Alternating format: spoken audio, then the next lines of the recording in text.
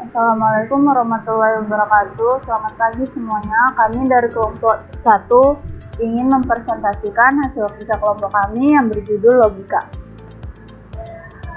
Kami dari kelompok 1 yang beranggotakan 3 orang. Saya Dinda Afita sebagai moderator. Di samping saya ada Rahmansyah Angga sebagai pemateri. Dan di samping saya ada Aldi Primandabaru sebagai pemateri.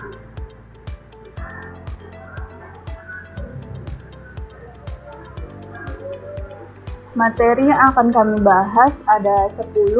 Yang pertama yaitu logika, yang kedua proposisi, yang ketiga mengkombinasikan proposisi, yang keempat disjungsi eksklusif, dan yang kelima hukum-hukum logika proposisi, yang keenam proposisi bersyarat atau implikasi, yang ketujuh bikondisional atau biimplikasi, yang kedelapan interferensi, yang kesembilan argumen, dan yang kesepuluh aksioma, teorema, lema, dan corollary.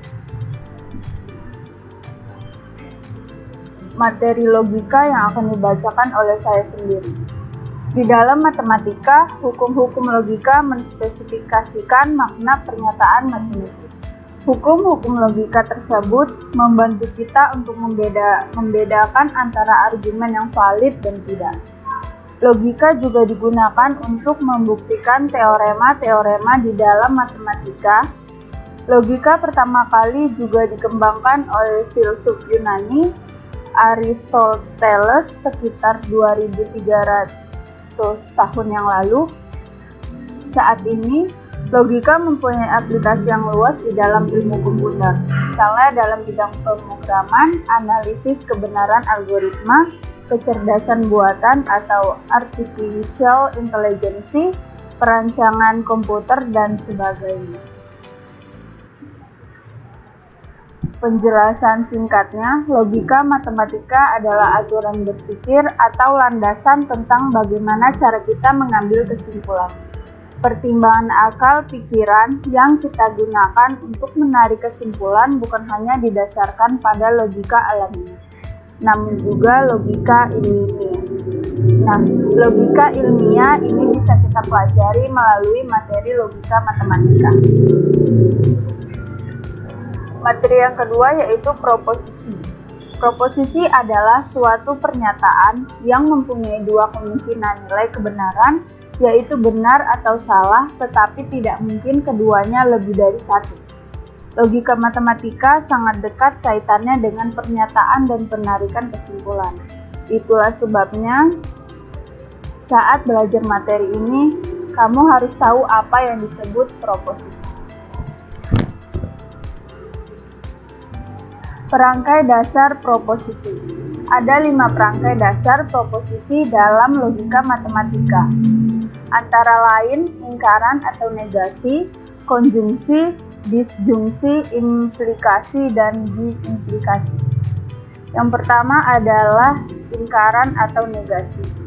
Ingkaran atau negasi adalah pernyataan yang memiliki nilai kebenaran yang berlawan dari pernyataan atau proposisi semula. Yang kedua ada konjungsi. Konjungsi adalah suatu proposisi majemuk yang dihubungkan oleh kata hubung dan. Perangkai ini dilambangkan sebagai P disjungsi Q yang berarti P dan Q. Yang kedua ada konjungsi. Konjungsi adalah suatu proposisi majemuk yang dihubungkan oleh kata hubung dan. Perangkai ini dilambangkan dengan P logical conjunction Q yang berarti P dan Q. Yang ketiga adalah disjungsi. Disjungsi adalah proposisi majemuk yang dihubungkan oleh kata hubung atau. Secara matematika, disjungsi ditulis sebagai P logical conjunction yang berarti P atau Q. Disjungsi akan bernilai benar jika salah satu pernyataan bernilai benar atau kedua pernyataan P dan Q bernilai benar. Yang keempat ada implikasi. Implikasi adalah proposisi majemuk sebab akibat yang dihubungkan oleh kata hubung jika, maka. Yang terakhir adalah diimplikasi. Diimplikasi merupakan proposisi majemuk yang dihubungkan dengan kata hubung jika dan hanya jika. Pada logika matematika, diimplikasi memiliki simbol P ekuivalen Q.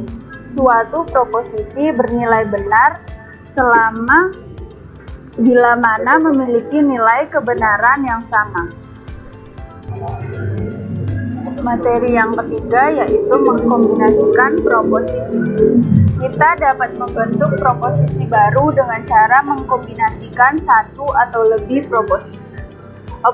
Operator yang digunakan untuk mengkombinasikan proposisi disebut operator logika.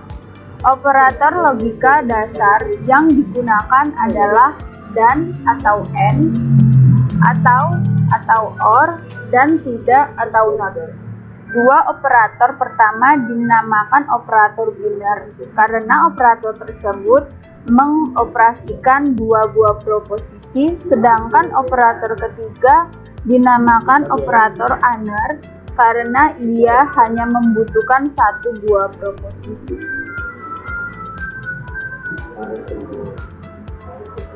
Proposisi baru yang diperoleh dari pengkombinasian tersebut dinamakan proposisi majemuk. Proposisi yang bukan merupakan kombinasi proposisi lain disebut proposisi atomik. Dengan kata lain, proposisi majemuk disusun dari proposisi atomik.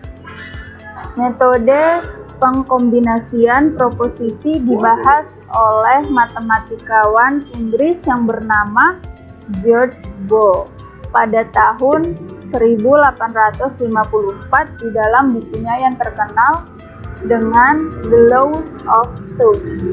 Proposisi majemuk ada tiga macam, yaitu konjungsi, disjungsi, dan lingkaran. Materi yang keempat yaitu disjungsi eksklusif. Kata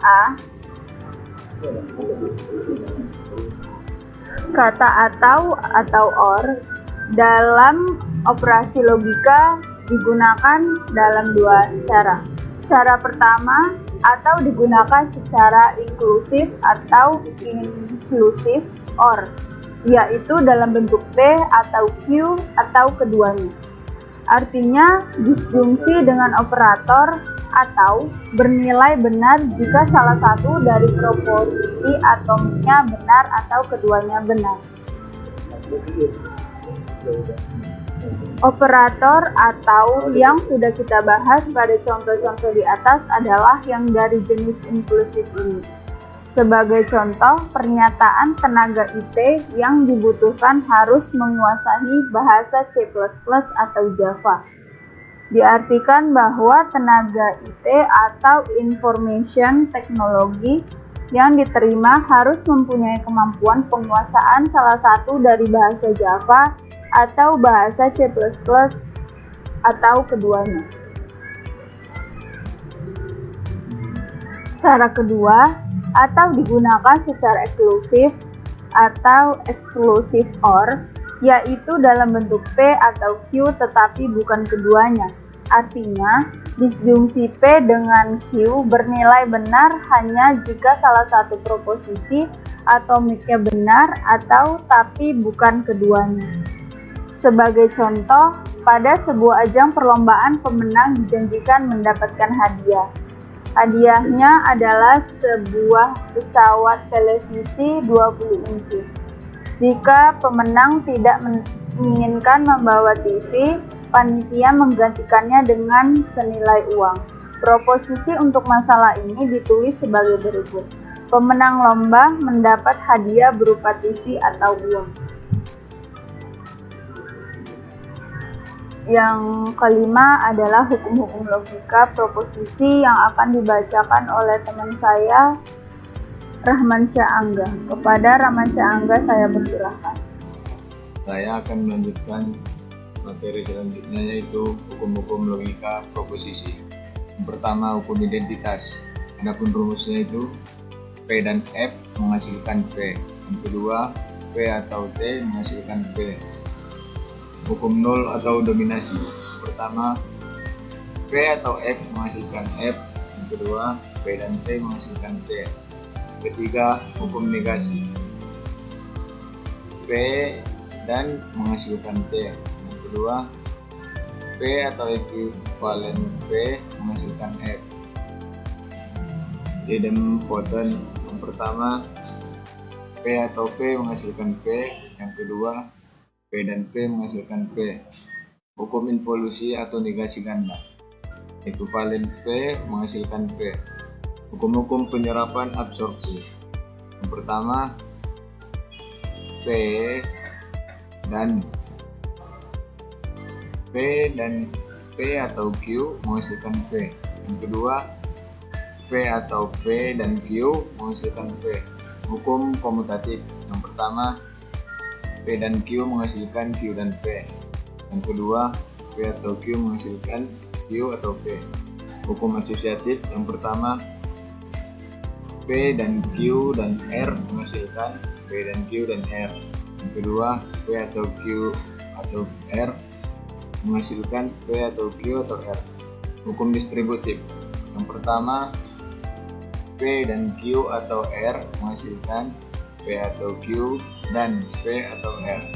Yang kedua, P atau Q dan R menghasilkan P dan Q atau P dan R.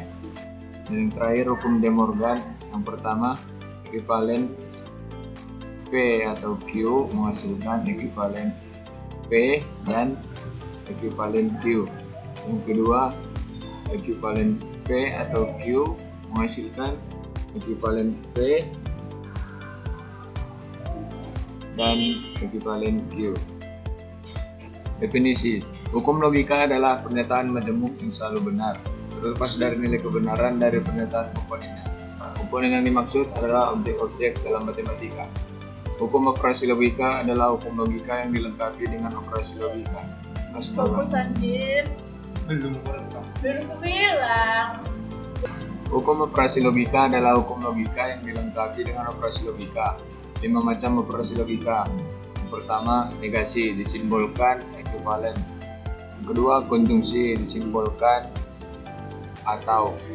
Yang ketiga, disjungsi, disimbolkan dan. Yang keempat, implikasi, disimbolkan. Dan yang terakhir, biimplikasi, disimbolkan. Proposisi bersyarat atau implikasi. Jika ada proposisi P dan Q, maka implikasi atau dibaca P maka Q, yang disebut dengan proposisi bersyarat atau kondisional atau implikasi. Dalam implikasi P menuju Q, baik P maupun Q keduanya adalah proposisi yang dapat bernilai benar atau salah. P menuju Q hanya salah jika P benar tetapi Q salah. Selain itu, implikasi bernilai benar. Selain dalam bentuk konjungsi, disjungsi, dan negasi, proposisi majemuk juga dapat muncul bentuk jika P maka Q seperti pada contoh berikut. A. Jika adik lulus ujian, maka ia mendapat hadiah dari ayah. B. Jika suhu mencapai 80 derajat Celcius, maka alarm berbunyi. C. Jika Anda tidak mendaftar ulang, maka Anda dianggap mengundurkan diri. Pernyataan berbentuk jika P maka Q semacam itu disebut proposisi bersyarat atau kondisional atau implikasi. Implikasi P, Q memainkan peranan penting dalam penalaran. Implikasi ini tidak hanya diekspresikan dalam pernyataan standar jika P maka Q, tetapi juga dapat diekspresikan dalam berbagai cara. Antara lain, pertama, jika P maka Q.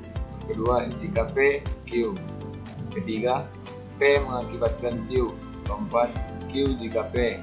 Kelima, P hanya jika Q. Keenam, P syarat cukup agar Q. Ketujuh, Q syarat perlu bagi P, dan yang terakhir Q bila mana P. B kondisional atau B implikasi. Proposisi bersyarat penting lainnya adalah berbentuk P jika dan hanya jika Q yang dinamakan B kondisional atau B implikasi. Jika P dan Q adalah bentuk pernyataan B kondisional yang tautologi, maka pernyataan yang seperti ini disebut B implikasi. Implikasi atau B kondisional ialah suatu pernyataan majemuk yang berbentuk P jika hanya jika Q, yang berarti jika P maka Q dan jika Q maka P. B implikasi sering disebut juga sebagai implikasi dua arah. Pernyataan P jika dan hanya jika Q dilambangkan dengan P, Q. Pernyataan B implikasi PQ bernilai benar jika P dan Q mempunyai nilai kebenaran yang sama atau semua benar atau semua salah. Sedangkan jika nilai kebenaran P dan Q tidak sama, maka PQ merupakan pernyataan yang salah. Di sini saya Alif Iman Tabarus akan melanjutkan materi selanjutnya, yaitu referensi. Misalnya pada kita diberikan beberapa proposisi, kita dapat menarik kesimpulan baru dari deret proposisi tersebut. Proses penarikan kesimpulan dari beberapa proposisi disebut inferensi. Di dalam kalkulus proposisi terdapat sejumlah kaidah inferensi. Beberapa di antaranya adalah sebagai berikut. 1. Modul komponen atau law of detachment. 2. Modul Tholen. 3. Silogisme hipotesis. 4. Silogisme disjungtif. 5. Simplifikasi. Rangkaian pernyataan yang mempunyai ungkapan pernyataan, penarikan kesimpulan atau inferensi. Argumen terdiri dari pernyataan yang terdiri dari dua kelompok, yaitu kelompok pernyataan sebelum kata jadi yang disebut premis, hipotesia, dan pernyataan setelah kata jadi yang disebut konklusi atau kesimpulan. Di bawah ini diberikan beberapa contoh argumen.